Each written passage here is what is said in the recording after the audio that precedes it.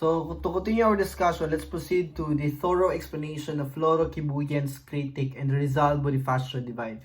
So, the first one, the core claim, the fragmented nationalist movement. Kibuyen's central argument, Philippine nationalism became fragmented because historical memory split the nation into opposing camps centered on competing heroes. And this fragmentation did not arise spontaneously. Instead, a mixture of colonial constructions, post-colonial historiographical choices, and political agendas produced a narrative that set Jose Rizal and Andres Bonifacio as antagonistic symbols rather than complementary figures within the same anti-colonial struggle. The second one, origins of the colonial portrayal of Rizal. Late 19th century Spanish language commentators such as Trinidad Pardo de Tavera and Wenceslao Retana depicted Rizal as a moderate reformer who preferred legal remedies and cultural uplift to armed revolt. So that portrayal had two consequences. The first one, it furnished colonial authorities with an image of Filipino leader compatible with imperial rule.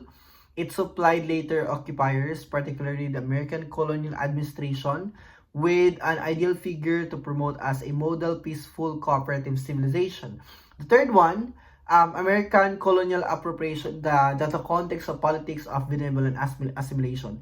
During the early American occupation, colonial education and public commemoration systems deliberately elevated figures judged least threatening to imperial order.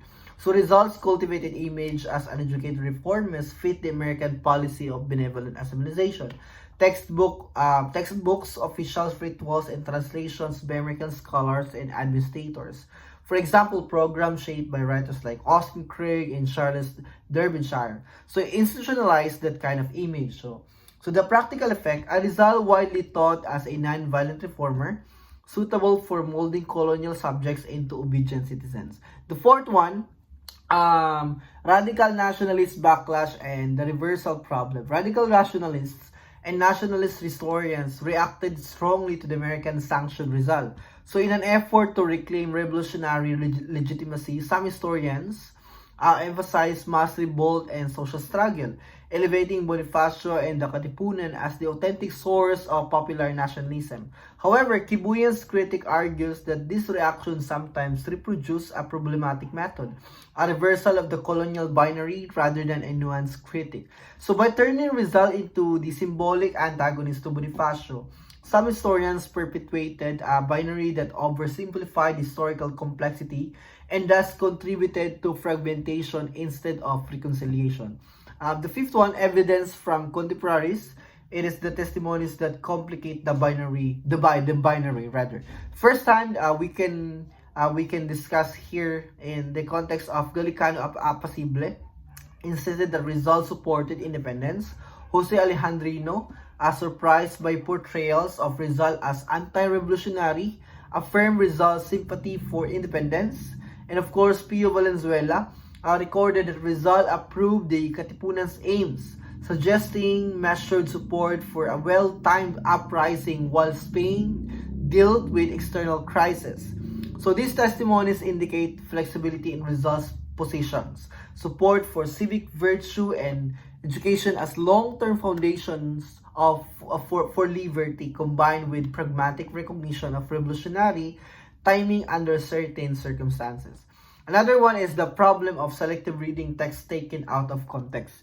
Two of Rizal's writings are often cited against the revolution. The first one, Manifesto to Some Filipinos, 1896, and Memorandum related to Valenzuela's visit. In these documents, Rizal emphasized education, civic virtue, and caution toward reckless violence.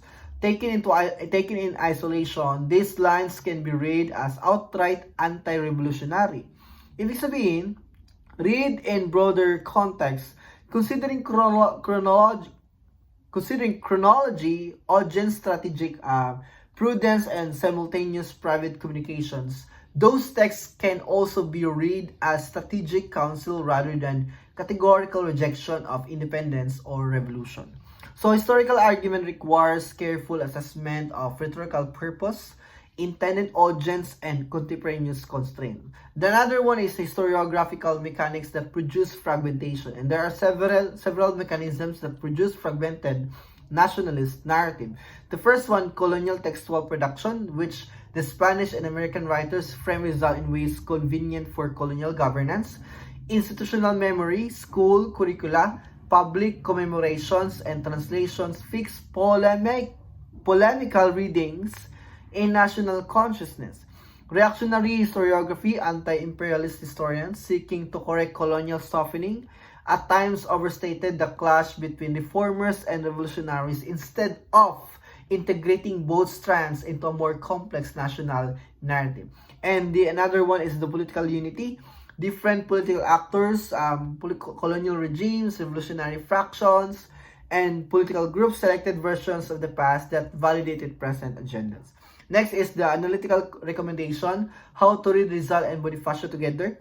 The first one is the contextual reading, place each text within its immediate political, social, and personal circumstances.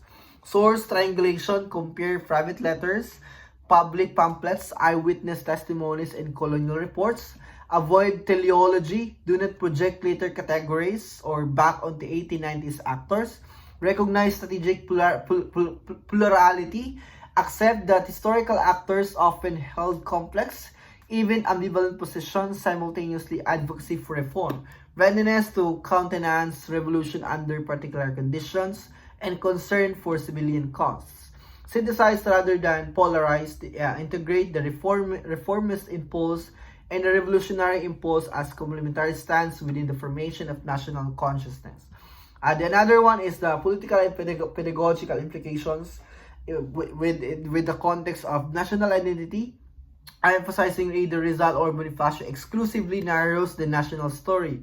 A synthesis honors intellectual, moral, and mass dimensions of national building. So civic education curricula that teach both reformist critique and popular revolt, encourage critical civic thinking and rather than hero worship.